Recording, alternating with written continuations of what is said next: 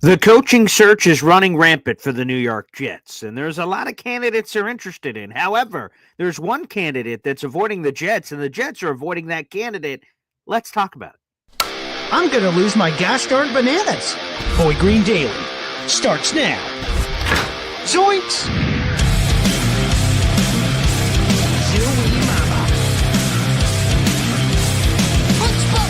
I made it clear that my intention was to play, and my intention was to play for the New York Jets. You're fucking wrong!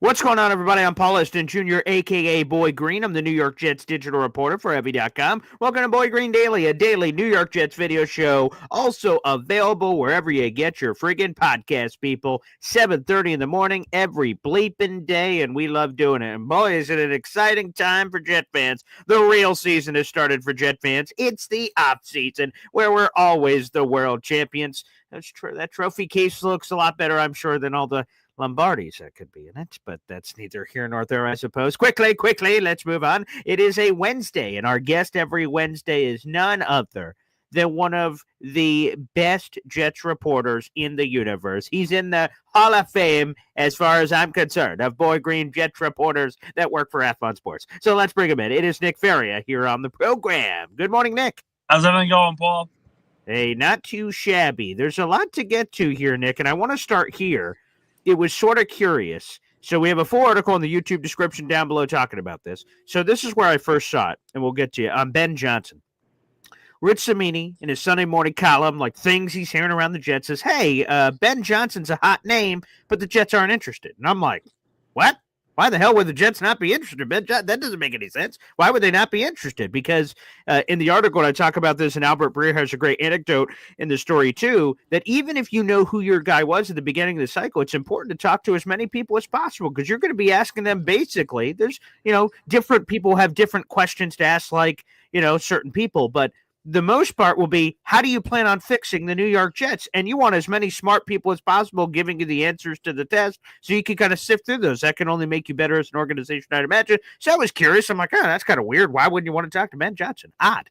Then Zach Rosenblatt came out with a piece yesterday morning that says the reason why the Jets aren't interested in Ben Johnson is because they've heard Ben Johnson ain't interested in them. So it's the ultimate reverse Uno card. There's the hot girl at high school. She's not interested. I'm not going to embarrass myself by asking her and getting rejected. So I'm just going to say, well, I'm not interested either. So F you. Up yours. So that apparently is the latest here on the Ben Johnson hoopla. So that kind of clears all that up. And does anything sound off in that situation between Ben Johnson and the Jets this cycle? No, and I don't think it's very surprising, to say the least. First off, of the teams that Ben Johnson has initially accepted interviews for, the Chicago Bears, New England Patriots, I think Jacksonville was another name on that list. Mm-hmm. They have quarterbacks. They have answers at the quarterback position. They may not be proven answers, but they've got young signal callers to rely on. And for Ben Johnson, you're an offensive play caller. You're arguably one of the best offensive play callers in the NFL. You want to go to a place where you can have the quarterback already on the roster so you can input your system and win right away. The Jets, while they have a great team, they have a lot of great players, they don't have the quarterback figured out. And until they do, you're going to miss out on the Ben Johnsons of the world because you just don't have the answer at the most important position. But I will stress, that doesn't mean it's the end of the world. That doesn't mean that the Jets' job isn't attractive. It doesn't mean that the organization is going to be failing. None of that is true. All it means is one particular candidate has a very specific way of doing things, wants to go to a very specific team. That doesn't always work out for those kind of candidates, but for the Jets, they still have a very large pool to look through that have some very talented candidates overall. I guess I'll just ask a quickie there because, you sort of answered it. But is it any big loss that? And I'm not trying to be insulting to Ben Johnson because obviously the stuff he's been pouring out of the bag, I'm like, come on, man, that is the most wild ideas. Like he must just be a mad scientist at his house. He's just like, oh, wouldn't this be fun? In some meaningless game against the Bears, I'm just going to throw this out there so people have to worry about it, and I'll cook up other plays. But for Jet fans that did want Ben Johnson and wanted an offensive guy, not that they can't get one now, but that he was perceived as the top guy in that particular category, which a lot of Jet fans would want. How big of a loss is it that it seems like, by all accounts, the Jets have zero chance at Ben Johnson? Yeah, I don't think it's much of a loss at all because there are still some very young play callers, offensive play callers, that have been successful in this league. Maybe not to the extent that Ben Johnson has been this year, but Joe Brady's been successful when he was at Buffalo. I'm sure eventually down the road they'll want to interview Todd Monken or Liam Cohen. They've been successful. You have the defensive-minded guys. Aaron Glenn, I would argue, has been more impressive for Detroit this season simply because of, you look at Detroit's offense. Most of the team has been healthy. They've got a good quarterback, and Aaron Glenn's been dealing with 12 different guys on IR. I think it's far more impressive the fact that he has been able to sort of patchwork it together and get that team rolling. So that's impressive. You look at Mike Vrabel's credentials, they're impressive.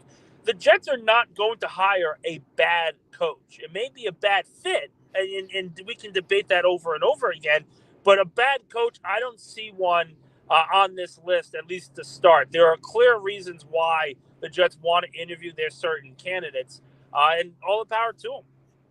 Oh, there you go. Ben Johnson put to bed. Now, I need to get to this one, Nick, and I couldn't believe what transpired. So, okay, Rex Ryan interviews yesterday with the Jets down in Palm Beach somewhere, whatever. He interviews with him. But on Monday, the day before his interview, he was on DiPietro and Rothenberg, and he had an answer that made me go, huh? What? What was that? And I went, no, he didn't really just say that. And the question was, I'm going to play the clip for everybody because maybe I just misinterpreted it. That's certainly possible. You know, I'm a boob here in New York just doing this random jet chat. I could have totally misheard. But Rex Ryan seemed to be asked, hey, man, if you were hired, do you know what your coaching staff would look like? You know, the people that would be on it. Do you know who those people are? And Rex Ryan said, no, actually I don't. And less than 24 hours from that interview, he would probably be asked, excuse my Guatemalan. My number one question, Rex Ryan, would be, who the flying hoot is your offensive staff, man? That's a pretty important question in this Rex Ryan thing because Rex Ryan's going to come out with bluster and I'm not kissing rings and this or that, and that's all going to be great. But then I'm going to be like, okay, cool. So who's on your offensive staff? And this was Rex Ryan on DiPietro and Rothenberg. Again, I wanted to be noted, he wasn't asked who is going to be on the staff, like spill your guts here on public radio. That would make sense. Why would you possibly reveal that information? They just asked him if he knew. And this is what Rex Ryan's response is. It includes a question. Roll the footage, people. Rex, I assume you're going to be you'll be calling the defense. But, you have a pretty good idea of what your staff will look like if you do get the job? No, I really don't, because right now I think it's a little premature and immature to sit back and say, well, here's my staff. No, I want the best staff, and that could take time. You might be able to hit on it quick, but I think that's what you do. You surround yourself with the best, and that's what I'll do.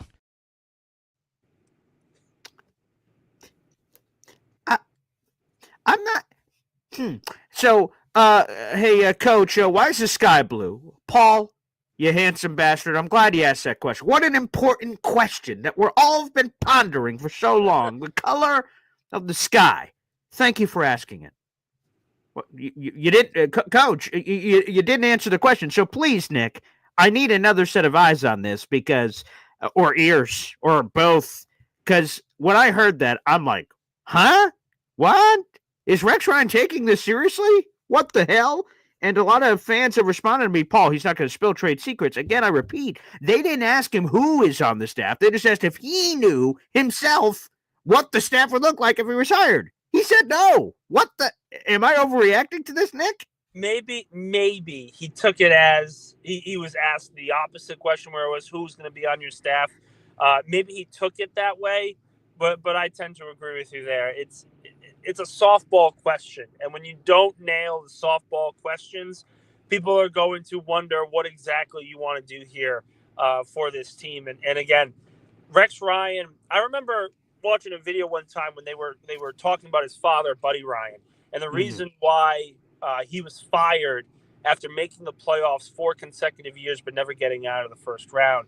And people looked at it, and I remember the clarification was, well, Buddy is a good defensive coach, doesn't care about the offensive needs, essentially just throws it to another person and will just vilify that person to kingdom come. Outside of that, he's brash, kind of disrespectful overall. He builds a culture, but that culture sort of wanes down and breaks down after many years together. I look at Rex Ryan, and I look at a coach who was successful in his first 2 years in the NFL. Got to the AFC Championship game back-to-back years. Was able to beat Tom Brady and Peyton Manning in the same playoff run. Few teams have ever done that in their history. But I also look at a coach who is under 500 in his overall career. So clearly those first 2 years of success were waning and very short-lived. I also see a coach who hasn't been in an NFL room in over a decade. So while Rex Ryan has the bravado and the attitude certainly to achieve and win in New York and get people on his side, by and large, we need to acknowledge the fact that if he hasn't been coaching for a decade, and he hasn't built and fortified relationships that he once had in the NFL and stayed on top of trends in the National Football League because the league has changed, it's very hard to just say that this guy's going to be a front runner for this job. And I think the only reason why he's getting an interview, at least personally to me, I think the only reason why he's getting an interview is because of his relationship with Woody Johnson. If this is any other person who hasn't been coaching in the NFL for a decade, I don't think the Jets give him the time of day. I really don't. So maybe that interview goes well, everything like that. But I just think there are so many more viable candidates that have been successful, whether it be on offense and defense, and you don't have to bring in the bravado of someone quite literally saying on another interview, I'm going to get the job as long as I get an interview. I mean, that is brash, and that's not something that I think is very conductive and conducive to winning. Yeah, Steve Diamato says Rex Ryan's honest and would be premature. Again, I just want to make this as bluntly and abundantly clear as possible. If Rex Ryan said, hey, Paul, I want you to hire me. I have no clue who my staff is going to be, but we'll figure it out. Rex Ryan ain't going to be hired. Plain and simple. Again, I think he's a long shot anyway to be hired, so maybe I'm just arguing about nothing here. I'm old man yelling off the porch. But again, I think that's an important piece of the puzzle. And by the way, to your point, Nick, this season at its conclusion will be the 8th full season that Rex Ryan's been out of the National Football League. 8th full season. If I was Rex Ryan, and I've been thinking about it forever, he interviewed twice for DC jobs. Obviously, you wouldn't need to know your staff as a DC because you wouldn't be making those decisions. But if I was Rex Ryan and I've been in that position, I would be Arya from Game of Thrones, and I would have a list carved into my wall, and I would just be whispering them. This would be my staff if I ever got another chance. This would be my staff if I ever got a chance. So the fact that maybe he does not have that, excuse me, from a media perspective is different anyway, but it's sort of bizarre. Let's get a YouTube super chat in here. Every time we get a YouTube super chat, we hear from my beautiful daughter, Zariah Luna. Wow. Thank you for the super chat, Ace of Spade. Why hasn't Ray Agnew received an interview request yet, Nick Ferrier?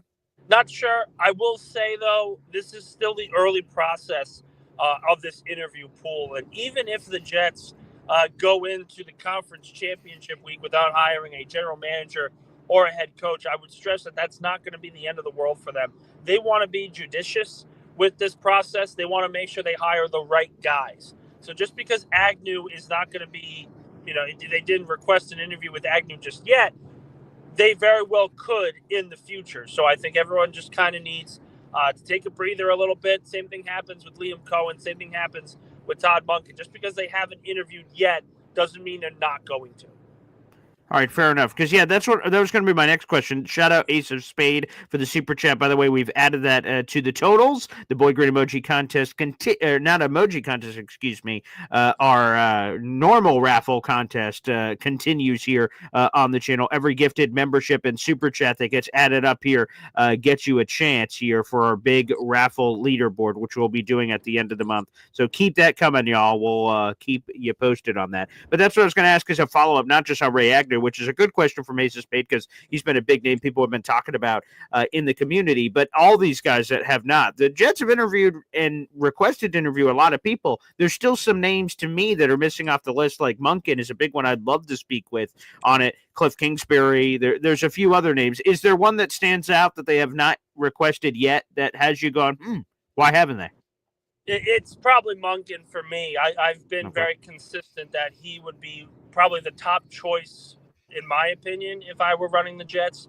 He's got experience with offenses, been really successful building programs. And, of course, when you coach the potentially back-to-back NFL MVP, the arguments are few and far between of Monken not being a head coach in this particular cycle. So, I look at his repertoire. I look at what he's been able to build in Baltimore. I look at the job he did in Southern Mississippi, the jobs in Tampa.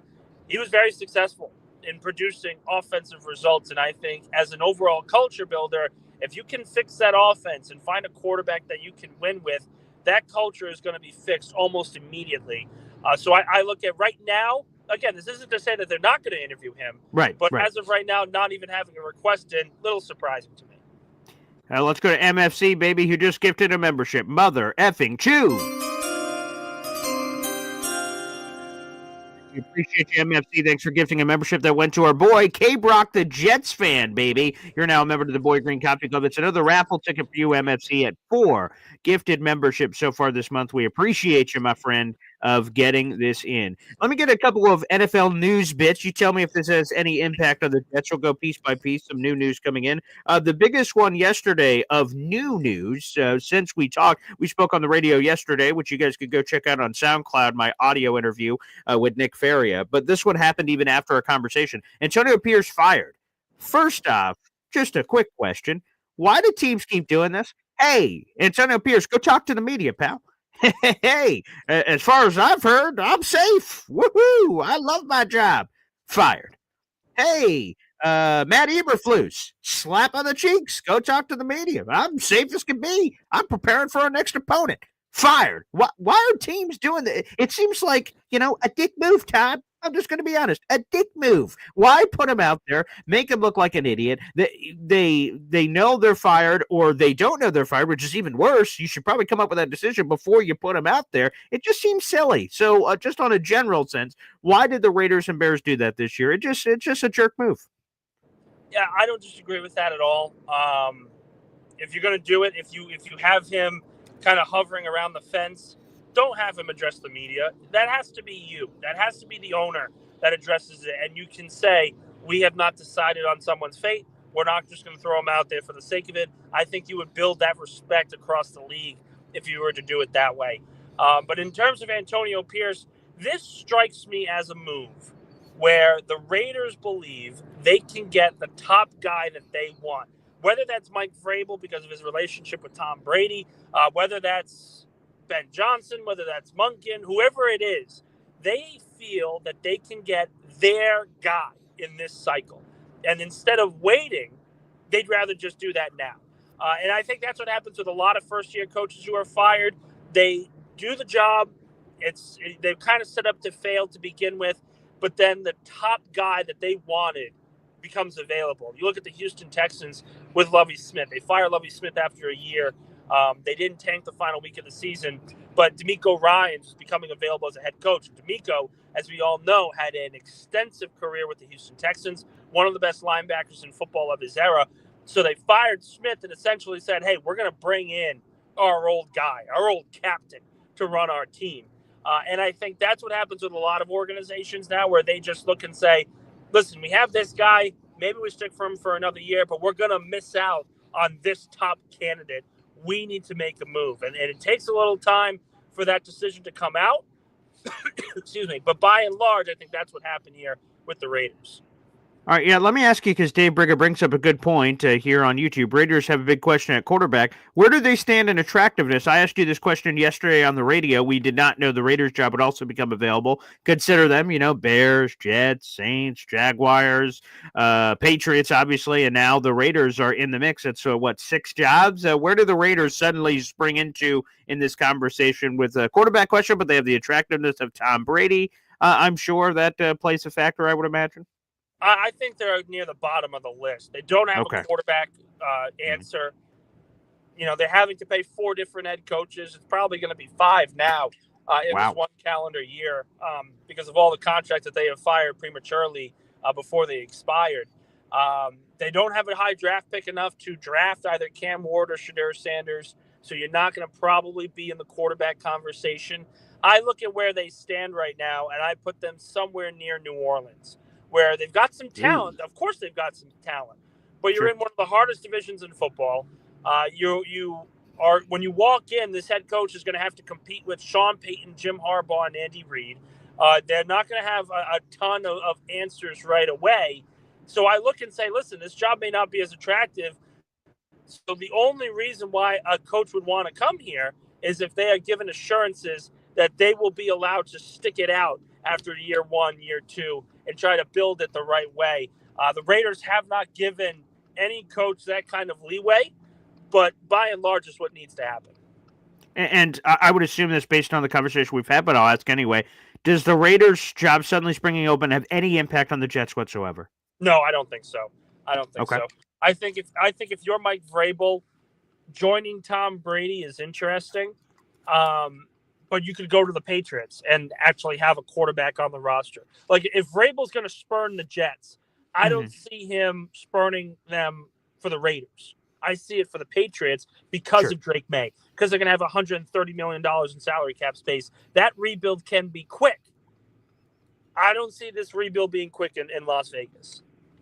By the way, speaking of the Patriots, that's not where I was going to go next, but since you brought it up, the Patriots have been catching some heat on social media because obviously they fire Gerard Mayo. He's gone. And there's a lot of people that immediately assume they're just going to scoop up Mike Vrabel, right? Well, of course, they can't just scoop up Mike Vrabel because they have to go through the process and interview people, specifically the Rooney Rule, which requires every team in the NFL to interview 2 external minority candidates. Now, every time the Jets have completed an interview, they've posted a nice, sexy little graphic. Hey, sexy Rexy, we completed our interview. And fans go, ooh, Rex Ryan, great. Or Mike Vrabel, we've completed our interview. Oh, okay. The Patriots, interestingly enough, yesterday posted a double dip. I guess they, it's a tough economy out there. They're saving money on graphics. They put old Pep Hamilton and Byron Leftwich in the same graphic, said, these 2 interviews are done, which every Patriots reporter on this side of the planet said, well, the Rooney Rule has been checked off, ka-chink, and now they're set to interview Mike Vrabel on Thursday. Sounds like, there's none of what I'm about to say is official yet, but it sounds like in a weird world, you could squint and all of a sudden Mike Vrabel's being introduced on Friday or Saturday with how this process is. It sounds like the Patriots basically spit in the face of the Rooney Rule, and they didn't have a head coach hiring process last time because of the wording of Gerard Mayo being an heir to the throne, so they didn't have to go through the process. And then this time, it sounds like they're going through a bullshit process to potentially get to Vrabel, and basically that would mean in the span of 25 years of ownership, they would have gone through 2 potential bullshit kind of things to find a head coach and haven't really fully gone through the process because the Rooney Rule didn't exist 25 years ago. So I'll be very frank here. Sure. People are going to be talking about the Patriots like this, and I do think it's fair to point out that every organization does this. Every single one. This isn't just some brand new thing. The reason why the Patriots are getting killed for it is because they put an incredibly rude graphic up to go along with that. You put 2 coordinators up there, 2 coaches up there, that shows a lack of respect. And I think it highlights the fall from grace that the Kraft family has had in the last 5 years, letting Tom Brady go, essentially putting it all on Bill Belichick, and now they're the only ones remaining from the Patriots dynasty to answer for it. I think it's obviously an incredibly rude thing to do. It shows a lack of understanding for this entire process. And you look by and large, even the last 30 years, hiring Belichick, the Patriots didn't really do their due diligence back in 2000. They just went to Bill Belichick and said, hey, come join us. We'll give you a boatload of money. You'll be the GM of the team. You have full control of what kind of roster you want and move on from there. They haven't had a full process in 30 years. They kind of just want to throw money at the problem and make it go away. That, to me, is a recipe for disaster. It highlights the failings of the Rooney Rule because minority coaches are not really considered for top jobs. They're just kind of given some crumbs and saying, here, be happy with that. There are teams that take it seriously. You look at the Pittsburgh Steelers, of course, the creators of the Rooney Rule in general. That's how they got Mike Tomlin. He was a defensive backs coach in Minnesota, and they were interviewing Ken Whisenhunt, their former offensive coordinator. And from what I remember, that was a very heated discussion in Pittsburgh's front office. They ultimately chose Mike Tomlin, and they've been successful since. Ken Whisenhunt's out of the NFL, so they clearly made the right hire there. But other teams like the Patriots, they don't have to abide by the rule, and they don't really care either. So I think if we're really going to be upset about this, we have to go back to the NFL and truly show that this rule, while created in good faith, has clearly been taken advantage of and needs to be fixed. Fair enough. This is something else I asked you about on the radio, but I want to make sure we bring it here to the video side as well. The other news that happened yesterday was Rand Carthon, the Tennessee Titans general manager, was fired. Now, quick nugget before I get to that. Antonio, it was reported to me yesterday when I was doing the afternoon show on Boy Green Meets Woody that Antonio Pierce is out. Tom Telesco remains. So that general manager spot is not vacant, which means the only two general manager vacancies are the Jets, who we've known for some time with Joe Douglas, and now Rand Carthon with the Tennessee Titans. So I throw it over to you. Now that there's a second general manager vacancy, how does that affect the Jets at all? Because it really looked great. Holy crap, the Jets might have the only GM vacancy here. They can take as much time as they want. They can pick whoever they want from the pool. There's no pressure. There's no rush. It's a uniquely interesting situation because that does not happen every cycle. Normally, you get a couple of head coaches and a couple of GMs every year, so it's sort of unique. How does Rand Carthon's sudden, abrupt firing fit into the mix here for the Jets? I don't think it does at all. I really don't. And two reasons why. First off, the only enticing thing about the Tennessee Titans is the fact that they're going to have the number one overall pick, and you have the tools to essentially build this roster up from scratch. That's an enticing thought process. But the Titans, we can talk about the Jets' dysfunction all we want. The Titans' dysfunction is out there for everybody to see. They had the John Robinson, Mike Vrabel power struggle. Mike Vrabel won that. Then they hired Rand Carthon, and then Rand Carthon won the power struggle over Mike Vrabel. So he brings in Brian Callahan, and now Carthon's out. They have not had any stability when it comes to the last 4 or 5 years of that organization. And any new general manager has to understand that the head coach is already in place. You may not get the opportunity to hire your guy, to build the roster the way you want it to, because you are essentially subservient to the head coach.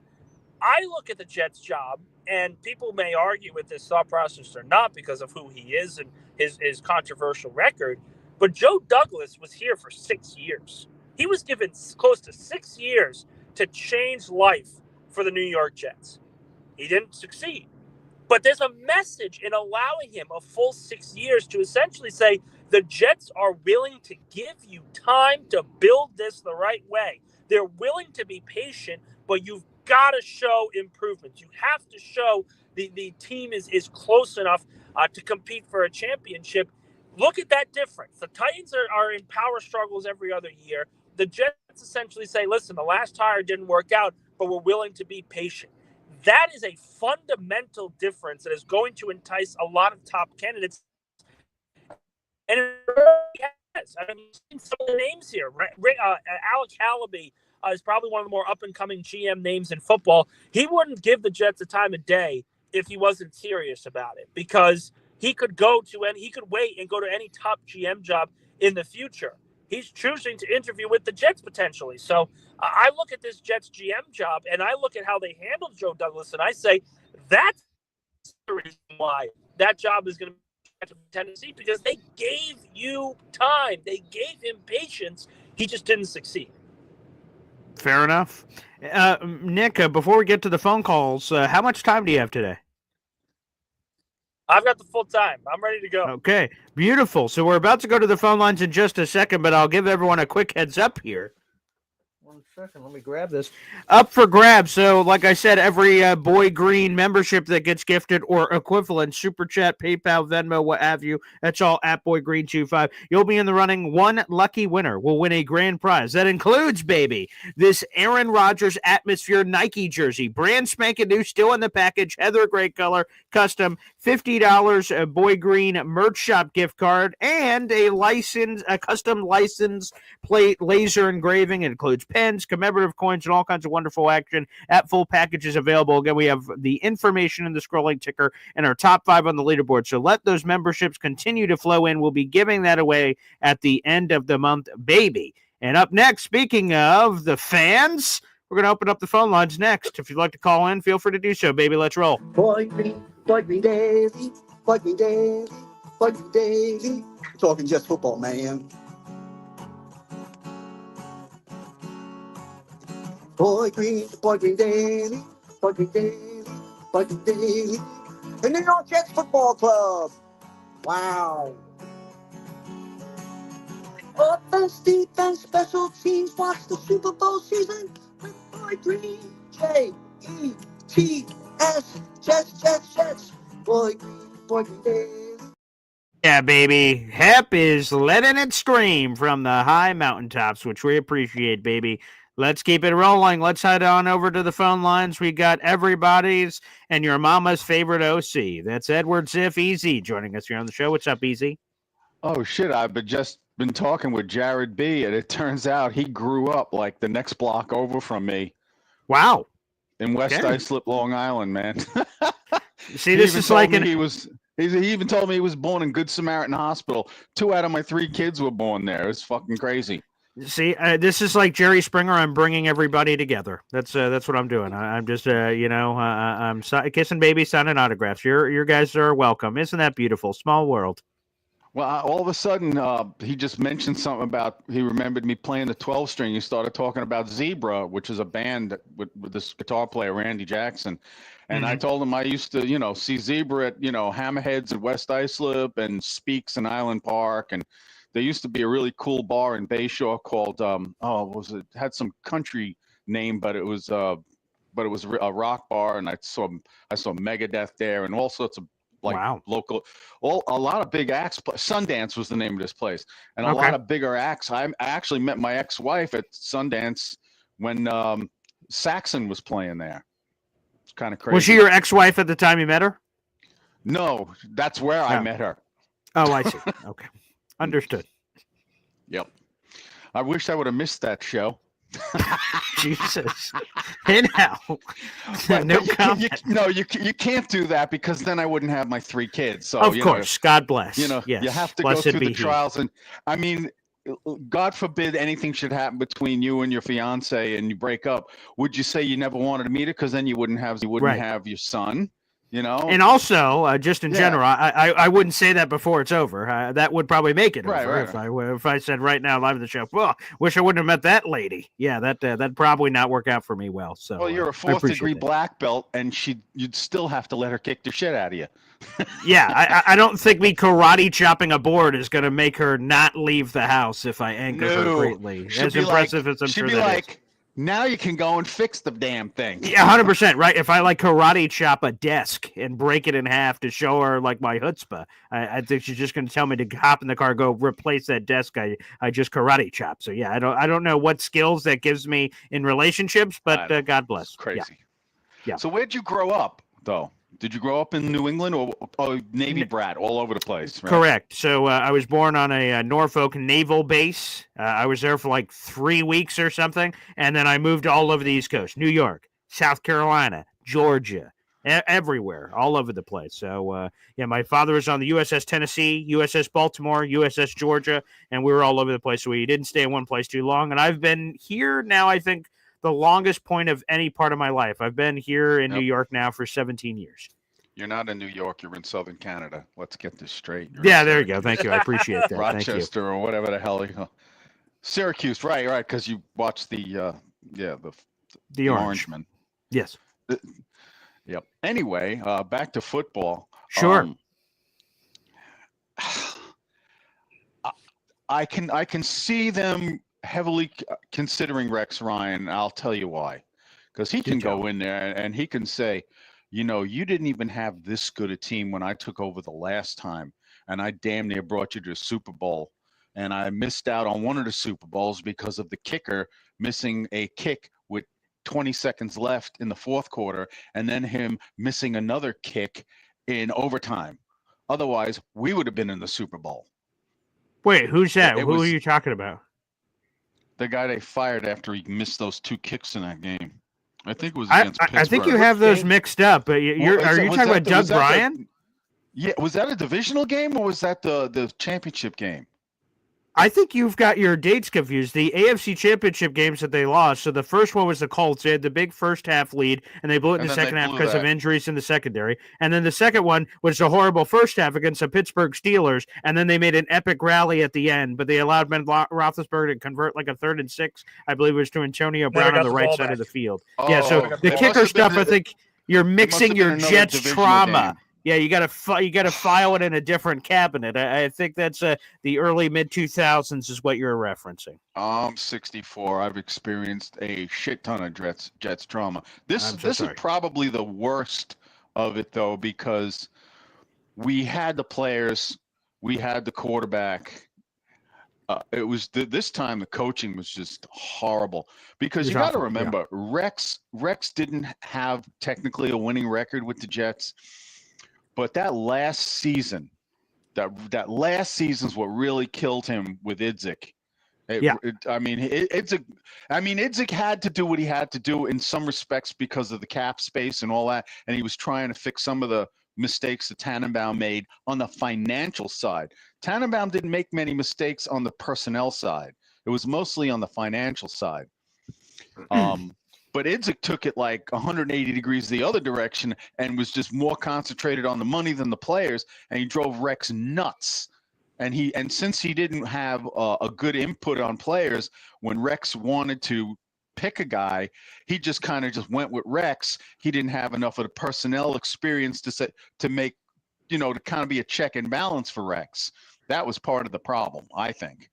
It was just that the Idzik-Ryan marriage was just a horror show. And that's more what caused his demise than anything else, because the players would have ran through brick walls for this guy. And they didn't make the stupid mistakes that they did with the other coaching staffs. I mean, he had a pretty tight ship. So we'll see. Well, Rex Ryan interviewed yesterday, so we'll see. I haven't heard anything from the interview, but I'm sure we'll hear it from Rex on Get Up and everywhere else. So we'll hear how it went from a variety of people, I'm sure. Did you hear that Chicago had interest in Pete Carroll? Yeah, apparently they're interviewing him on Thursday, I think I saw, is what's coming up. So good. He wants to be on the sideline. He's interested in that job. We'll see if that's a direction they go. That would be a zig to a zag. That'd be surprising. He would be a retread for us, too. He had a 5-12 season, but he was unceremoniously fired right away because Leon Hess wanted Rich Kotite, because at the time Rich Kotite was dating Leon Hess's daughter. Yeah, so my thing would be nepotism move. It was horrible. God, I don't know this because I don't know Pete Carroll, but I wonder if, to your point, him getting fired in the mid-90s burned him where he would not want to come back to the Jets. I have no idea. But I would imagine for a lot of people that would bother them enough where they wouldn't want to come back, especially with a guy who has options. So I heard whispers. Well, he was a great DC with us, though. I heard. Yeah, sure. Really but good go ahead, defensive Nick. Coordinator. Go ahead, Nick. I heard whispers that he actually has some interest in the Raiders. Ooh, there you go. Yeah, that makes sense. California, area. Warm weather. Warm weather. Well, Raiders is L.A. now. I mean, they're Vegas. No, I just meant out on the West Coast. He's a West Coast guy, so I'm just saying that would make sense.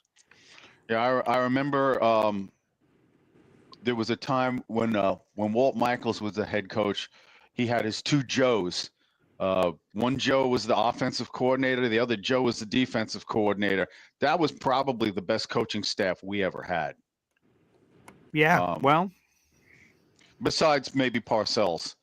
Parcells could coach. I mean, he could coach. Like I said, I'm mad at him for quitting. That's always going to bother me, that he just kind of just quit.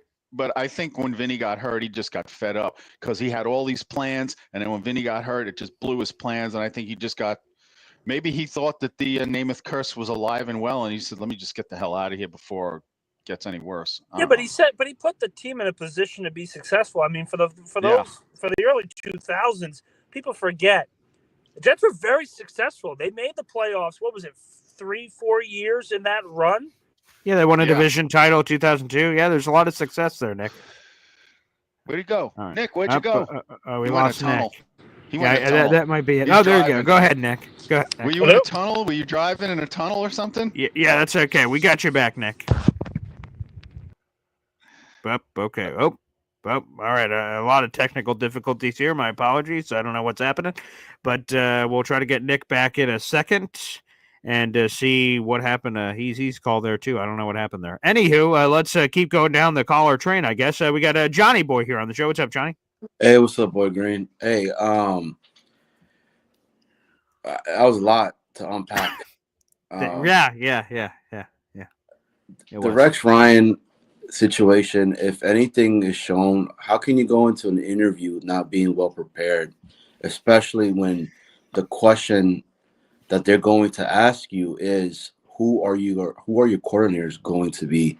And you're like, I don't know.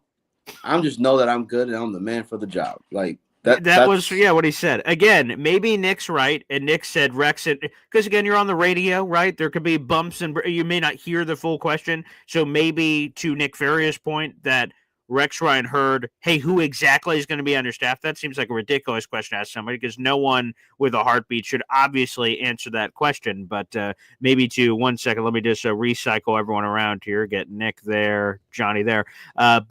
Maybe Rex misheard it because that's the only thing that makes sense. The fact that Rex would publicly say on the radio he has no freaking clue who his coaching staff would be.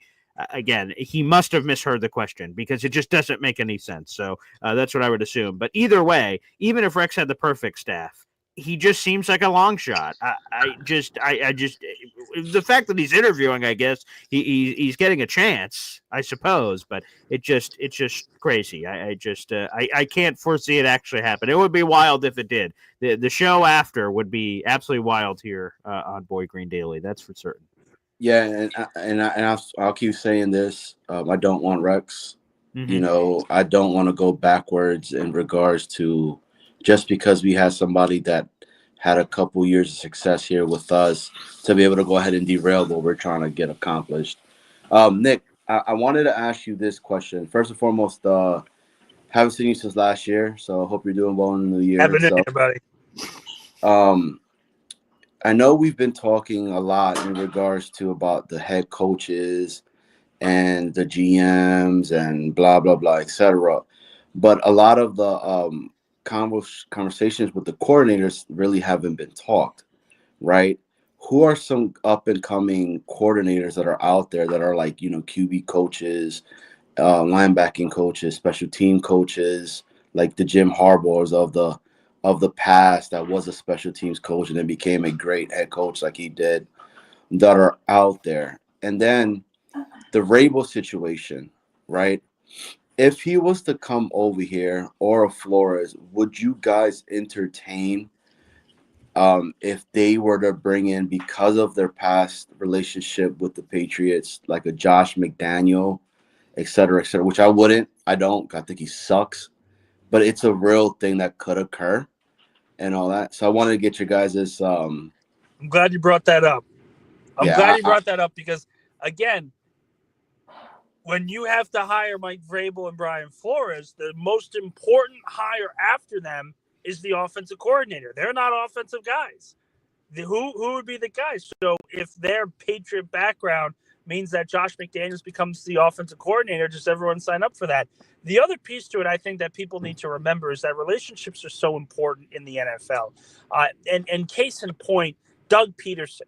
Doug Peterson won a Super Bowl. By any metric, his credentials show that he's a really good head coach who's been able to win playoff games for two different organizations. But in back-to-back stints with organizations, with teams, he has failed at the end because he did not have the relationships necessary to be successful as a head coach. And what I mean by that is he always was big on Press Taylor as his offensive coordinator. And even his interviews in Jacksonville, he said, Press Taylor is my offensive coordinator. I'm going to call plays, Taylor's going to be the one figuring everything out from a personnel standpoint and making sure everyone's in the right place at the right time. That's not conducive to success when you don't have the relationships necessary to hire good people from other walks of life, other spots, other teams, other coaching trees. When you don't have that, I don't see Brian Flores as someone who has those relationships. I think it's quite the opposite when it comes to him. He burned a lot of bridges in Miami. Just because he's a hard, tough-nosed head coach and he would be good in terms of overall discipline does not mean that he would be able to hire the staff. Because the way that I heard it, the staff in Miami got sick of him. There were a lot of reasons why that failed down in Miami after those 2 years and after a 10-6 record and no playoffs. So we need to acknowledge that maybe Vrabel, who has a history of hiring good offensive coordinators, we need to give him the credence where if he was hired to hire the right guys as assistants. But someone like Brian Flores, I think that's a big gamble because he does not have those working relationships that other people need to be the head coach and a CEO head coach at that. But don't you think we need that with Flores, though, with somebody that could come in here and be able to challenge the owner itself, be able to, like, because there was a times that we wanted to get rid of a lot of the coordinators here, and we just kept saying, no, it'll be okay. No, it'll be okay. And, I mean, look where we're at right now. The special teams went like that. The defense went like that. You know, I don't know. You're missing the big point here. If your head coach is defending coordinators that are struggling because he doesn't have a relationship to hire better people, that's on them. Like the results have to be the same. So I have very big concerns about Brian Flores potentially getting a head coaching job because who's going to want to join a team, a head coach who's ultra brash, who's had issues with his assistants, who did not make the playoffs during his time in Miami, but still felt like he owned everything. The latest reports coming out of Brian Flores, I can't remember who wrote the article, but there were reports essentially saying that after he went 10-6 that first year, he walked around as if he was Bill Belichick in what he said went. And while that's all well and good for year one, when you don't make the playoffs the second year and you are essentially attacking your coordinators left and right, it's hard to maintain relationships in the NFL like that. I look at him like I look at kind of edge rushers. They're mercenaries. They're looking to service the money. They're doing this. Brian Flores has a very particular skill set, and that is getting defenses to play well above their head. Look at the job he's done in Minnesota. Pittsburgh, he did such a great job last year as well. But when it comes to managing a whole team, there are very serious concerns that he would have to answer for in the interview process.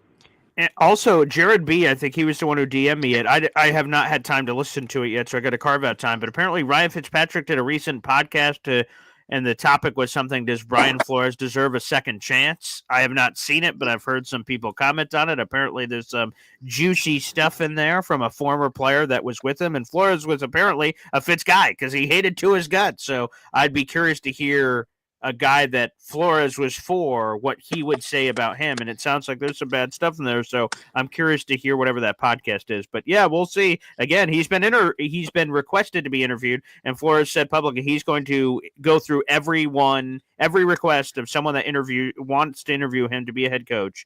He will accept and go through that process. So Flores is going to be interviewing here. I say this, and I'm out after this with the Fitz stuff. It sounds like a big, giant crybaby that was just upset when Brian Flores told him, hey, listen, you need to lose some weight because you're playing sluggish and slow, and we can't go like that. So it's a crazy attack, essentially. I think, in my opinion, at least, on what he says in regards to Flores. He talks about how he, essentially lost his way. He was liked in the very beginning, but then kind of to what Nick was saying, like he started becoming like a Bill Belichick and the whole nine, stuff like that. So, but he also did say that Flores has changed, is a lot different now and stuff like that. So I don't know, man. I just, at the end of the day, whoever the hell we get, head coach, GM, tandem, coordinators, it needs to be a complete like facelift in regards to this organization, because I'm tired of the same old crap. like every 4 years we change yet another damn coach, and then we're all over here. I appreciate you guys, man. Go Jets. Thank you, Johnny. I appreciate that on the show. By the way, RKO 3166632. Boy Green, nice hat, my brother. Foco. Shout out, Foco. Thank you for the compliment and the nice Jets hat. I really pride myself on my Jets hat game. So every time I get a compliment, I accept that beautifully and ignore all the insults that get thrown at me at a daily basis. All right, let's go back to the phone lines. We've got plenty of people trying to call into the show. All right, up next, NYJKO. He's got a question. What's up, NYJ? Good morning, BG. Good morning, Nick. First of all, I want to say, for the GM position, I will bring in Reddick. I'll bring him in. Okay, Louis Reddick. All right. Mind. The guy is a football mind. He has a feel for plays and everything. That's what we need. Okay. I will bring him in. And as far as the head coach, I love Rex Ryan. I love it. Wow, Reddick and Ryan. So, is anyone else on the Get Up crew you want to bring in? Is Damian Woody? Can he still block? Maybe Jeff Saturday? Huh? Listen, they could be good offensive line coaches. I wouldn't mind that. Yeah. Or even a Nick Mangold. Somebody that can fill a void for that. Like, don't get me wrong. I love Downs as an offensive coordinator because he actually been calling good plays, but we haven't been executing the plays. So we can't point the finger at him because when he took over for Hackett, it's been more progress than anything. Honestly, it hasn't been as predictable as when Hackett was calling plays. That's number one. Two, as far as the whole Garrett Wilson thing, I would run this thing back. I would build a solid foundation as far as offensive line in front of Aaron Rodgers because it showed. When we execute, when we play, we're a whole different team. When guys are catching the ball, let's be for real. We're leading the league in the worst categories in drop passes and missed tackles. That is terrible. And penalties, it's terrible. Sure. Yeah. Come on now, everybody, we gotta start pointing the finger. Oh, A-Rod for it. Last time I remember, A-Rod gave us a lead about 4 or 5 games. A chance for us to win, and the defense failed. I don't want to get into that because we had this. Oh, we got an amazing defense. We got this, we got that, and they let us down big time this year. So let's not act like they didn't let us down 5 games in a row. Five games. So NYJKO, do you want Aaron Rodgers back? Is that what you're saying? Yes. I would love to have A-Rod back. Okay. Let me flip this over because we're getting a lot of comments here. Reese says, "Bring A-Rod back, baby. Bring him back." I'll throw it over to Nick. What is? We talked about this on the radio, but what is your sense on the Aaron Rodgers decision? Because it's multi-layered. Is he going to retire or does he want to play football? Okay, he wants to play football. Yeah. Do the Jets want him back or do the Jets not want him back? Yeah, give us the latest here. I think there's a legitimate chance he retires. The way that he was acting after that game, the way that he was responding with Devontae Adams, it just seemed to me like an understanding of, I'm going to walk away. I'm tired. This year was kind of draining. I enjoyed it, but would rather just walk away here off a high of getting 500 career touchdown passes. That's the way I look at it. Maybe he changes his mind after taking some time. I don't think that decision is going to be made in January. It could be made in February when these hires are made. But I think by and large, I just, the way that he acted, the way that he was talking, it just sounds like a guy who's got one foot out the door. I think what it was though, for the most part, I think it was real shaky because like come on, we had this good team, this talented team. We're out of the playoffs again. So I think that's what. But then remember, he did say he could play for another 2 years. His legs have been finally getting under him. He's finally making a little hurdle over the Achilles injury. Because he mentally he haven't really gotten over it in the beginning of the year. So now you see him run. He was running. He was doing a lot of things that he should have been doing. Because I think honestly, they was giving him running lanes. A lot of times all year. Like when the pocket broke, the middle opened up for him to get 4 or 5 yards. I would have took that. I'll take that any given day. 4 or 5, slide down, and let's get back on it and let's figure something else out. And if we're gonna bring an offensive coordinator, if Downs don't come back, it's been reports that we requested an interview with Joe Brady. That guy has had he really revived Josh Allen's career once he started calling plays. He's my top guy right now. Yeah, there you go.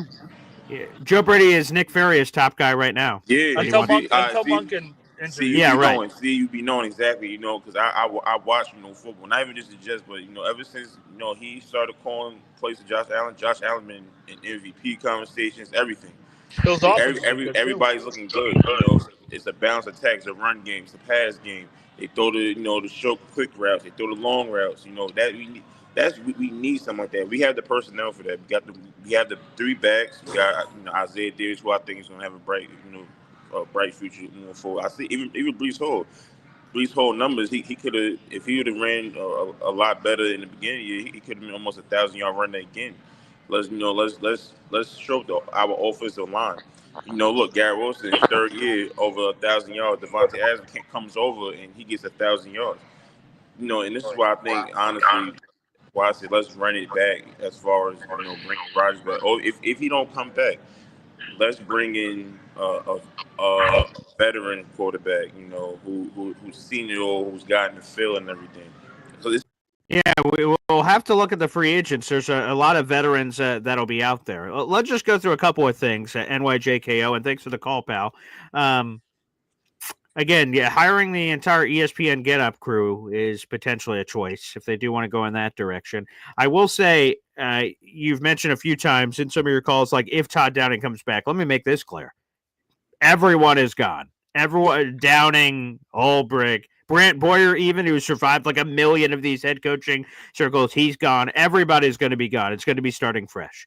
And Joe Brady and any of these guys they're interviewing, I just want to make it clear that 99% of them, they're all interviewing for head coach, but some of them are wink, wink interviewing for head coach, that they could potentially be the coordinators that are paired with certain guys that could be hired. So that's another thing to keep in mind as well as we're talking about this process. For instance, who knows? Maybe Josh McCown will surge to the top of the head coaching pile for the Jets, but he is a guy who, in theory, could come over with Flores because he's a quarterback coach. A promotion to offense coordinator for the Jets could be possible. It's just a random example of people that can come in.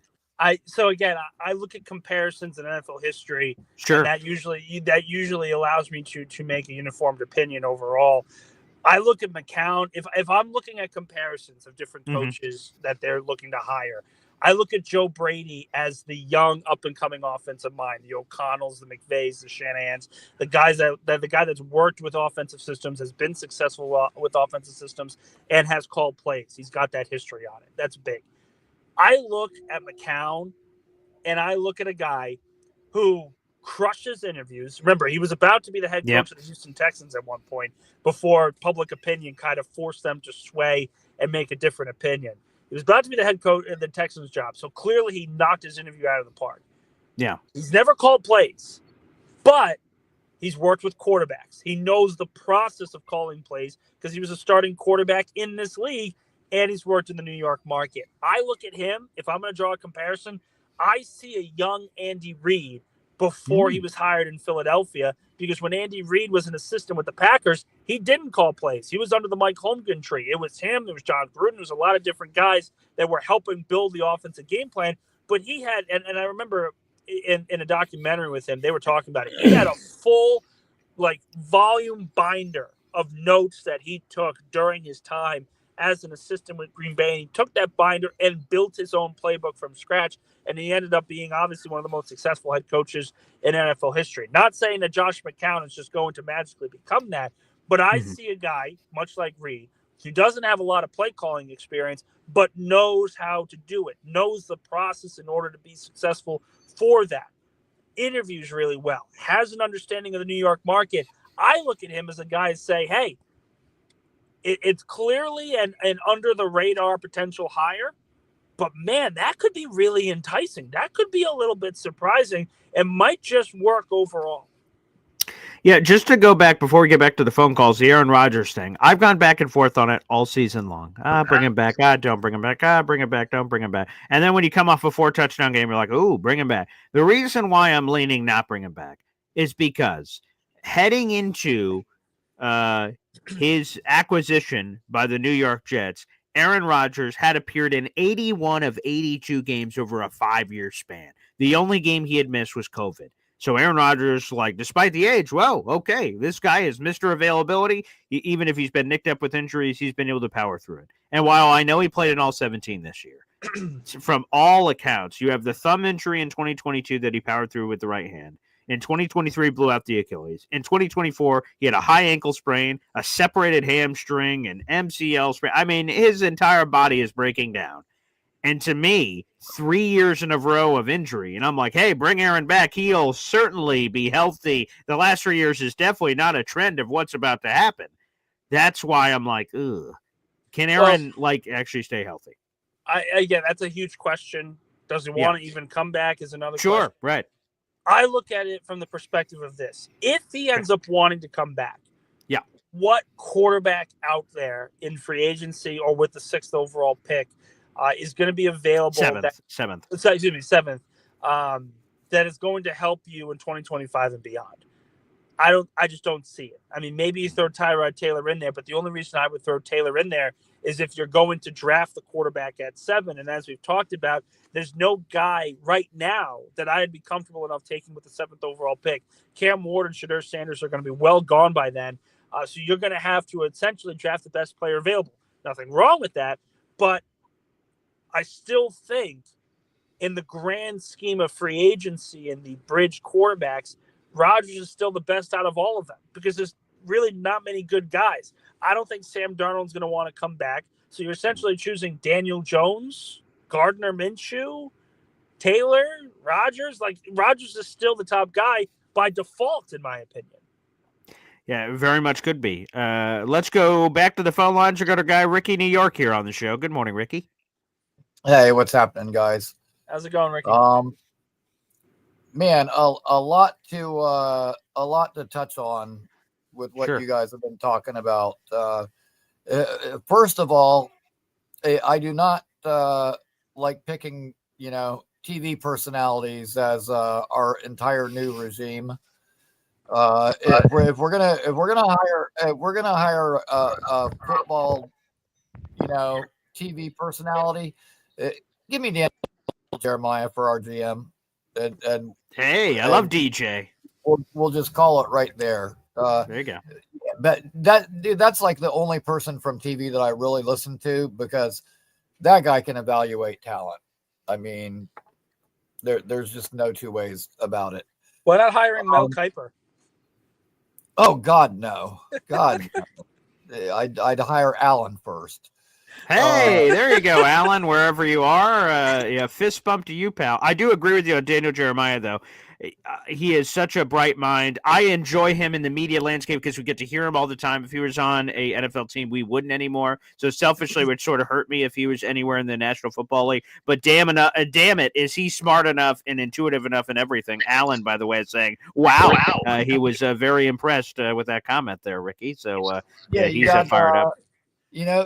Well, yeah, what are you going to ask? Look at DJ's credentials. Prior experience. Well, I was an NFL scout. Really? Do you pick anybody good? Yeah, my scouting department. Let me see: Jonathan Ogden, Ray Lewis, Ed Reed, Haloti Ngata.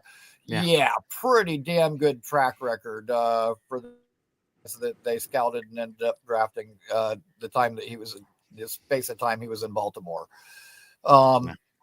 At any rate, I was, that was just because of the guys from TV thing that I said that. I know that's not an actual possibility. The other thing is I really want to key in on like how Nick said it's a relationship business because I know the industry that I was in, like everybody knew everybody. Like, I knew still, know people all over the country. And the football world is like that too. All these guys all know each other. Okay. In addition to the fact, and poor Johnny, man, he sounded like he was trying to talk himself into Flores. You would give him a negative and he'd be like, but yeah. And it's like, no, dude, like, listen, he alienated the players. He alienated the coordinators and other coaches around him. In addition to that, okay, say you hire Flores as your coach. He sued the NFL. Do you think they're going to give you a bunch of primetime games, maybe flex you into a more favorable spot? That jerk off that sued us, and he sued the Dolphins. He sued basically every team he had ever been a part of. So what happens on draft day when you're looking for a trade partner and 12% of the league you tried to sue, and they all think you're a douchebag for it? Like, no, man, like there's just so many different aspects of that's just not a good idea. Well, I look at it as what Ricky, I agree, but also I look at it as if you're hiring Flores, I see him as a mercenary. And I think the way that you describe that only enhances that. This is a guy, great defensive mind, one of the bright defensive minds in the NFL today. But it's about him. It's about serving, making sure that he's the guy that's always talked about. And when you run a dictator like that, it will alienate a lot of people. And maybe that's what the Jets need. Maybe that's the case, and the fans are going to buy into that. But is the roster, are his assistants, when you have to cycle coaches left and right? Look at Brian Dable. Brian Dable went after his assistants after year one. And the entire staff has essentially been broken down from what it originally was in the first place. Right. And yeah, I mean, I don't know. It's just, and what happens if, you give him all this leeway and all of a sudden he starts taking things in a direction that you don't like, would anybody be able to reel him back in at that point? I don't know. I don't know. I'm not a fan. However, I want to flip it over the other way. When we were talking about Rex, like who would his staff be? Like, Paul, I've been on the Aaron Glenn train for a while now. Yes, yeah. Looking at who his staff would be is intriguing to me. But I mean, he knows people from when he was scouting. He knows people when he was coaching in New Orleans. I mean, he's been all over the league. He knows a very lot well of people. Plugged in. Very, very well plugged in. I have a very strong feeling that he wouldn't have any trouble filling out his staff with some very credible, Definitely not. very good people. No way. Mm-hmm. And he's not someone that I would choose. I think Glenn's going to eventually get the job, but he would not be my first choice. I think of all the people, though, in terms of hiring a staff, I'd put him right up there with any top guy that in feeling confident he could get the right play caller and the right staff around him. Right. Yeah. I'm very confident in that. And the other thing is, because he was, a former player here, back when we were good, when we were in the playoffs every year, at one point he said would be like his dream job. If he could get any job in the NFL, this is the one he would pick, because he takes it very personally and he wants to be the person to turn this thing around. And I mean, obviously anybody who comes here is going to want to turn it around, but I don't know if they're going to take it to heart the way that he would. And, that just makes it more intriguing for me. The fact that, it does mean so much to him. And, whether he brought in Tanner Engstrom or something as his OC, if it ends up being somebody from Detroit or somebody he knows from elsewhere. Yeah, I would feel confident. I keep hoping that, he picks up the phone and calls an old teammate, hey, Kevin Mawai, how would you like to be our O-line coach? Since you're not with the Colts anymore. And part of that's just me wanting to get the band back together. I got to be honest. Sure, yeah. Let's rev the engine. Yeah. I mean, just like Cromartie was a coaching intern with us, but like, dude, Mawai was on Herm Edwards' staff in Arizona, and he coached with the Colts. I mean, he's been coaching, and like every time I say that, somebody's like, "Well, why don't we just get Mangold?" And it's like, Mangold hasn't coached. He's only. I think he's coaching at the high school level right now, or maybe middle school level at offensive line. Oh, is he now? Yes, I think he just took a job this season. I think this is his first season officially doing it. It's either, again, my apologies, it's either middle school or high school. I saw it come across the news ticker a couple months ago. But shout out to Nick for jumping into coaching. But he needs more time. To your point, Mawai is much more Appreciate it. seasoned, much more experienced. So Right, yeah. right. That's crazy. Like Pennington is also coaching a high school team right now, isn't he? I know he was coaching up with his sons. He might be doing it beyond it because obviously he's got a kid in college and everything else. So that I'm less sure of. But he had been coaching previously. Yes. Right. Okay. At any rate, that's just my 2 cents on the whole coaching search. And I've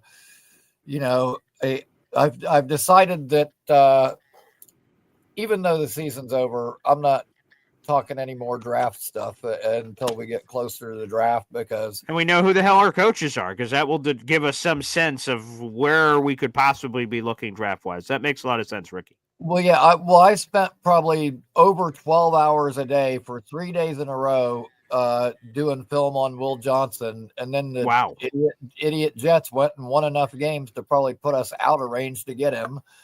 And then you never know. Will Johnson, I think they're in range for him. Will? Absolutely. Yeah. I just saw a mock draft, and this is a mock draft, Ricky, so take this for what you will. A mock draft that Connor Rogers and Trevor Sickman did. Will Johnson was available at like 11 or 12 for the 49ers. And I went, whoa, mama. You know what? I watched that too. And first of all, I love both of those guys. Sure, of course. However, it seemed like at times they were like pushing a little bit hard to mix it up from what they picked. Yeah, I think you may be right. You may be right. And plus, it's early. We don't know. How is Will going to test? I think the thing that helps the Jets is Will was hurt. And Will being hurt could affect his stock, because that's what some of them were talking about as well. So, hey, maybe there's still a chance. You never know. That, God, I would be so happy. We would be so lucky. But I also, because in the back of my mind, like, everybody goes, well, DJ Reed's leaving, but we should just sign Eccles. What says that Eccles wants to come back? True, people right. Say people say the same thing about Sherwood, and it's like, what makes you think that after he led the league in tackles that somebody ain't going to offer Sherwood the bag and he's going to say, hey, had enough of this nonsense? And I mean, there's no guarantee that any of these free agents will come back. So just for the hell of it, I started watching the tape of the linebacker kid from LSU. And man, he was awesome. And I watched like 9 hours of film on this kid. And then the very next day, he's going back to college. And it's like, yes, you may just want to wait, Ricky, to save the time in your life. Once we get past the decide date, and then at least all of your tape guys will be on guys coming, going to the draft. Well, at least I got some early work there you go. For the following year's draft. 2026, baby. Yeah, I did like 2 days of Drew Aller tape too, and he might come. I'll just say this: he might if he plays against Notre Dame, obviously college football playoff. If he looks good again, even if they get eliminated, look out for him potentially putting his name back into the 2025 NFL draft. Could be spicy. You know what? That might be a good thing for us if he did. Well, look, if Allard's getting in, that changes the entire dynamic of this draft class. I don't think he's going to, though. I think he wants to stay another year because he looks at the quarterback room next year and says, if I have a big year, I'm going first. I'm not going third. And I think you would be safe to assume he's probably either going second or third this year. He would be banking on a lot next year. I think it makes you know what? If I was him, I would look real close at Jordan Travis, who after a 10-win season decided to go back for another year, had an undefeated year, and then got a brutal, hideous injury at the end of it. So I know that going back to school has its appeals, but I don't know. Sometimes when the bag's right in front of you, it's a good idea to take it because That's for sure. Oh wait, we cut out there. Sorry, Ricky, your thing cut out. That's okay. Just blame it on my internet. That's what Jake does. Oh, that's it. Hey, whatever works. I'm That's joking. I'm joking. Yeah, I love it. I appreciate the call though, Ricky, and yeah, we'll see what happens with Drew Aller again. Maybe he's tempted, maybe he's not. We'll see what happens. But Nick, thank you so much for joining us for another Wednesday, man. Looking forward to another conversation next week. Of course. Thanks so much, Paul. There he is, Nick Ferrier, Jets reporter from Athlon Sports. 600 people in the room. Like the video, hit subscribe. We appreciate you. I got to head to the radio station. I have another solo day hosting on the radio, so if you'd like to continue listening or not watching because there's no camera, but listening to me, feel free to do so. There's the Score 1260, the Score1260.com, and the Score 1260 app. The Man Shot Show, Boy Green. I'll be on the radio from 10 to 12, heading over to the radio station. Thanks, everybody, for tuning in. Appreciate it, and we'll see you next time here on the channel. Take care, everybody. God bless.